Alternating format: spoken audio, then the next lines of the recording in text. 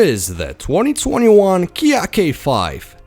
Now for 2021, Kia decided to replace its midsize sedan, the Optima, with the all-new K5. The K5 is wider, lower and longer than the outgoing model, and as the design goes, I know it's subjective, but everyone will agree that the K5 is very eye-catching and far more attractive than the Optima. Alright, so let's take a look at the Kia K5 EX with premium package and see what it has to offer.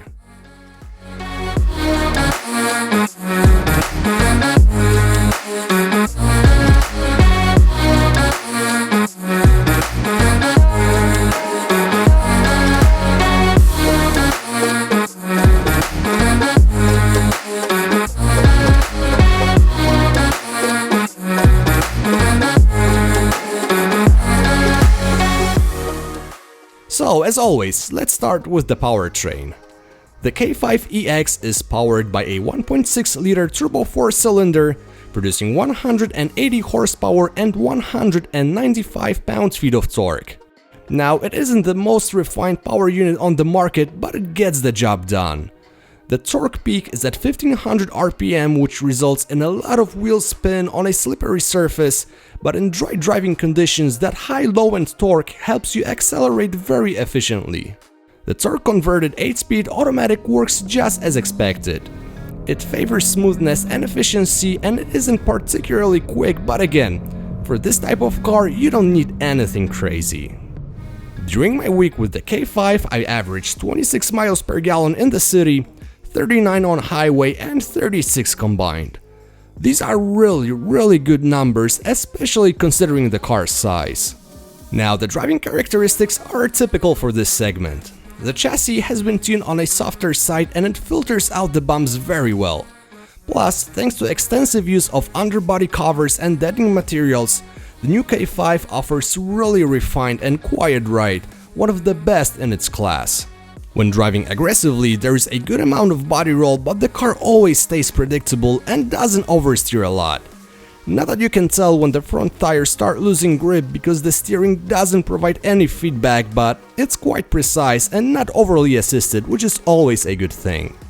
Every K5 comes standard with Kia DriveWise technology, which consists of automatic braking with pedestrian detection, lane keeping assist and automatic high beam.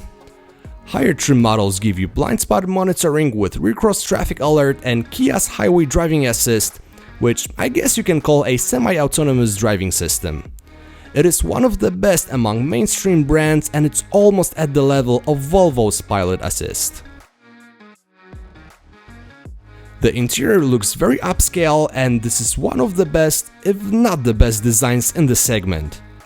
As much as I hate using the term premium, it looks and feels that way. The new generation infotainment system is quick to respond and easy to use. 8-inch touchscreen is standard and higher trims give you 10.3-inch display, which you see here. Wireless Apple CarPlay and Android Auto are standard. The front seats, covered in synthetic leather with heating and cooling, are very comfortable and relatively supportive. The back seat is where the K5 shines. It offers a tremendous amount of room and your passengers will travel very comfortably. The trunk is really big and wide, offering 16 cubic feet of space. The Kia Optima was already a very good midsize sedan, but the K5 is on another level. The ride is much more refined and the engineers put a lot of work into reducing NVH. I'm also glad to see things like LED headlights, dual-zone automatic climate control or remote keyless entry as standard. The new K5 offers two engine choices, a turbocharged 1.6-liter which I tested, and a 290 horsepower 2.5 Turbo 4 paired to an 8-speed dual-clutch unit. As of now, both cars are front-wheel drive only, but the all-wheel drive is going to be available in the nearest future, at least for the 1.6 engine. Pricing of the K5 starts at $23,490 for base LX model, and the EX trim with premium package that you see here was priced at $32,355. The K5's big selling point may be its warranty. The car comes with a 5-year 60,000-mile bumper-to-bumper warranty and a 10-year 100,000-mile powertrain warranty.